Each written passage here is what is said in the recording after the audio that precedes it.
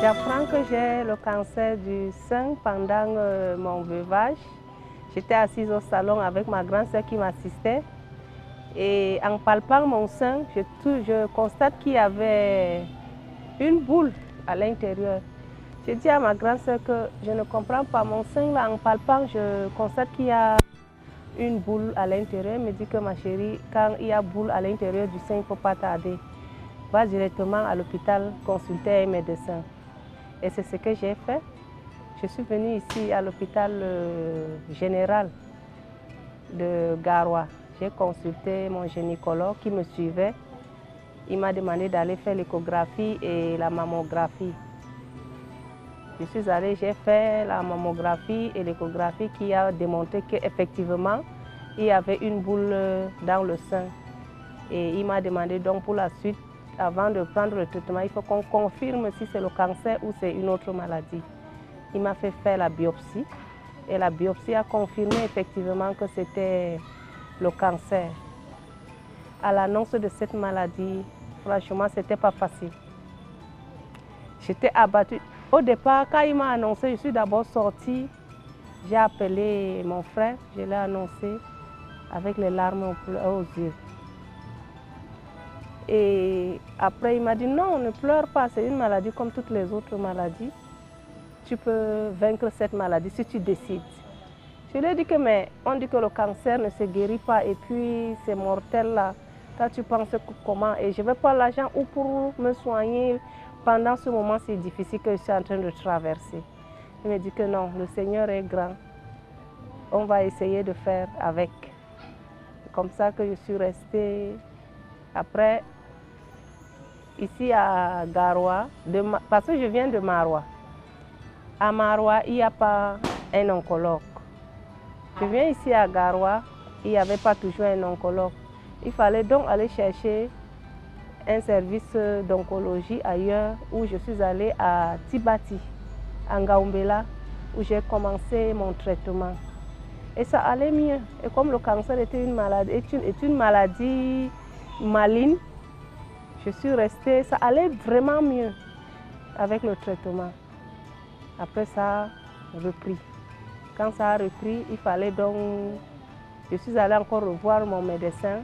Il m'a dit qu'il fallait qu'on fasse les examens pour amputer le sein.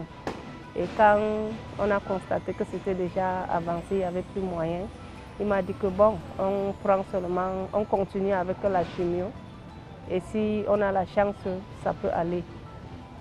Et c'est pour cela que je suis venue par la chance.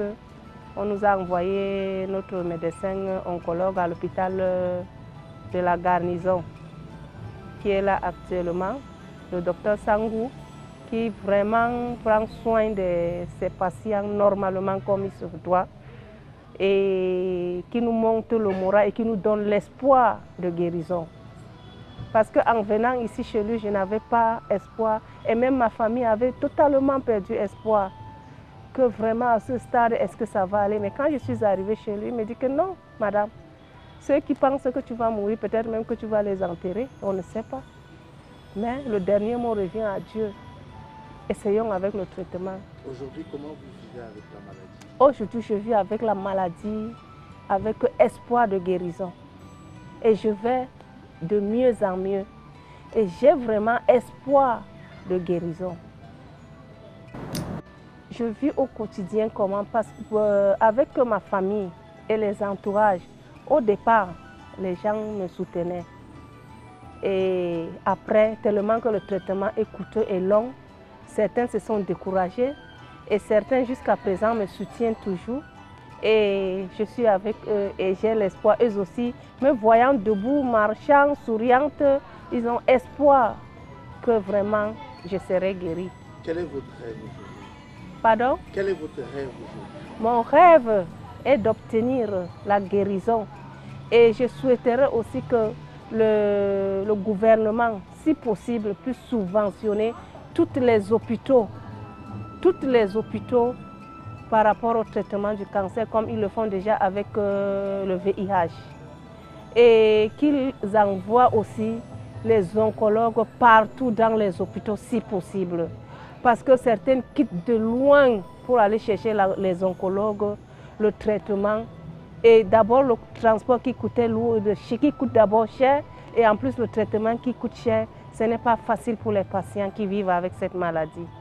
Mais si déjà on nous envoie les oncologues presque dans tous les hôpitaux, ça nous facilite la tâche de guérison et la tâche même de vite dépister le cancer qui est en nous. Souvent on a cette maladie, on a cette sensation, on peut trouver les généralistes, ils nous font seulement certains examens et nous donnent les antibiotiques et autres sans aller en profondeur du traitement, en profondeur des examens pour dire peut-être qu'on peut penser peut-être que ça peut être le cancer. Mais si déjà l'oncologue est là à côté de nous et que le généraliste, en travaillant en collaboration, il peut déjà dire à son collègue oncologue que vraiment, voici le cas que je viens de voir là, est-ce qu'on peut voir ensemble ce qu'il y a lieu de faire?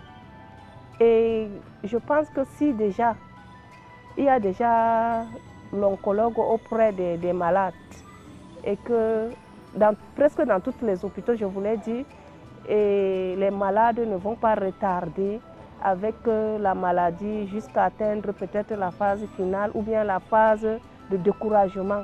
Souvent, on vient chez le gynécologue quand c'est déjà trop tard.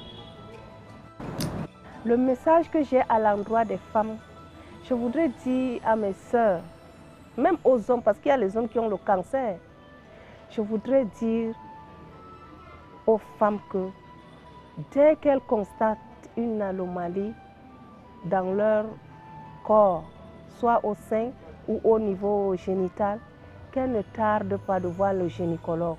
Et c'est le gynécologue qui peut-être pourra lui donner de bons conseils et attaquer rapidement la maladie si c'est vraiment le cancer pour pouvoir guérir à temps. Pour le personnel soignant, vraiment, je leur dis merci et je leur donne un grand chapeau parce que ce n'est pas facile de travailler avec les malades atteints du cancer parce qu'il y a tout type de cancer que vous voyez. Certaines blessures, ce n'est pas facile. Mais je dis déjà beaucoup merci et surtout à mon médecin actuel, le docteur Sangou, qui vraiment a su comment nous remonter moralement et comment nous donner l'espoir de guérison. Et d'autres médecins aussi qui continuent vraiment dans la même lancée, de remonter d'abord le malade, parce que la première guérison, c'est le moral. De remonter le malade et après, savoir comment leur donner de bons traitements afin d'avoir l'espoir à la guérison.